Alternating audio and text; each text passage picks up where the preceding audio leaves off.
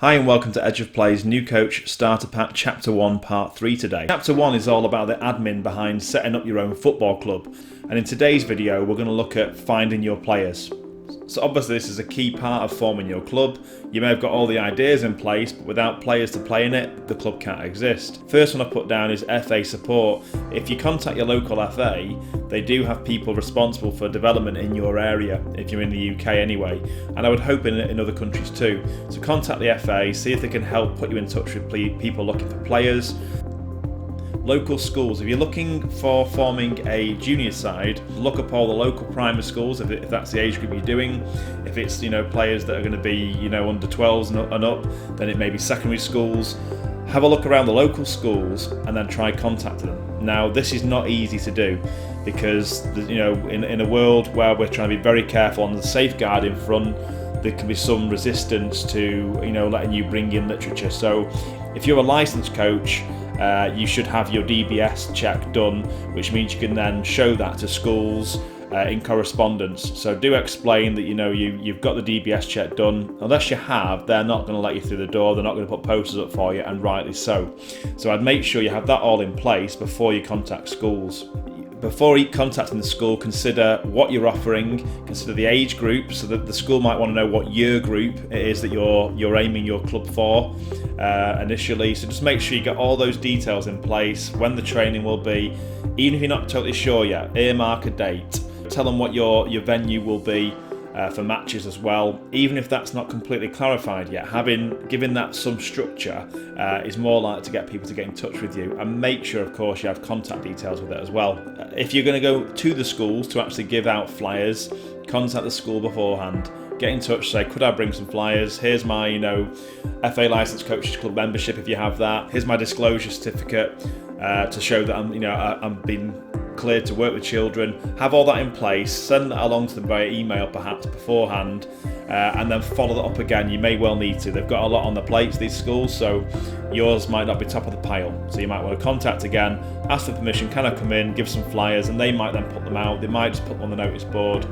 You might ask to speak to the PE department of that school if they have one. Now the reason schools are so important is if you're setting a club up in that area where you live, then you want to look at schools within so many miles of that place, because that's the travel time they're going to have to do to come to your training and matches. And most people don't want to travel too far if they can avoid it. So what you should look to do is kind of draw a circle on a map around how far away from the home venue you'd expect to be people to travel, and then look at all the schools in that area and just get contacting them. Social media rounds, this is big now, so you can do it via Facebook, Twitter, Instagram, you name it, all the social media forums. It's a great way now to get people's attention. So you'd be advertising to parents to bring their child along and explaining why. I suggest setting up some social media accounts for the club in the club name. Start to build it up, get some information on there. So when people say, okay, this club are looking for players, and they look you up, what they're going to see. They want to see something organised, something that makes them feel like it will be safe.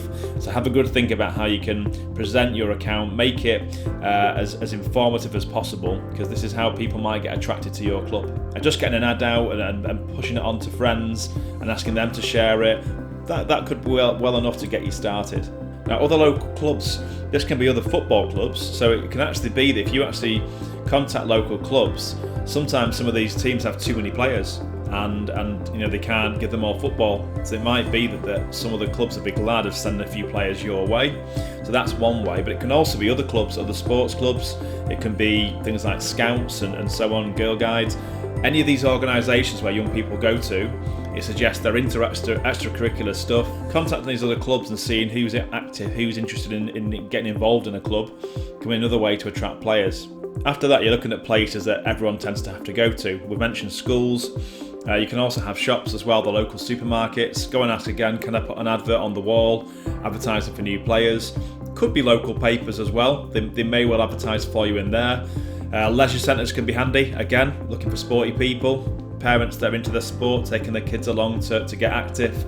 They may well be people that are interested in joining a football club. So ask again, can I put this on your notice board? Even go further than that, the local petrol stations, everyone that's driving will need to get petrol at some point. So that can also be a place, can I put an advert up for a week or so? And to be honest, from years of running a club, often it's word of mouth. You know, if you can attract a group of people, a core group of people to come along and they like what you offer, they'll tell their friends about it and bring them along too, and it just starts to grow that way quite organically. So just kind of don't worry about everyone joining all en masse. If you get a few people interested, show you're well organised, show you've got, you know, exciting plans for the team, it'll build from there as well. So a lot of these things really rely on some kind of advert, so I suggest putting together an advert. Now, the FA do have a template you can use for setting up your own club, and you just put your own details in. You can change the picture, you can, you know, change the key information on it. So that's one way you could create this, or you can just be creative yourself and make your own document. Think about the key information they want to know. Think about the who, what, why, where and when. Are you answering those questions? If someone was asking you to join their club, what would you want to know? Don't throw too much at them, but you could link to your ethos and what it's about. And once you've got your advert, you can look back down that list again. You get that out to as many people as possible, electronically and physically if you can as well. Getting around, putting these adverts up. And like I mentioned, you just need a core of people to come along, see that you're offering something good. They tell friends and they tell friends, and it grows and grows from there. The reason I put club ethos in part 2 is I think you have to have all that in your mind completely before you start asking players to join, because parents, if it's a junior club, will rightly ask questions. They'll want to know what it's all about. What are you trying to do? Are we here to win? Are we here to develop players? What's it for? So have a good think, be clear on that, so when people ask you, you're not unsure. Show that there's a lot of thought has gone into this. So have a good think about that ethos beforehand, and then really get it out there to people. Don't be dissuaded if you don't have your phone beeping all the time and emails returning. It takes time to get the attention of people. You just need a group of committed people to join you in getting things up and running. If you do it well, it will grow naturally. Things will get bigger and bigger as you go along. Just be patient, work hard at it, and keep that message consistent. In the next video, we'll conclude chapter 1 with part 4, where we look at how you can set your club committee up. See you then.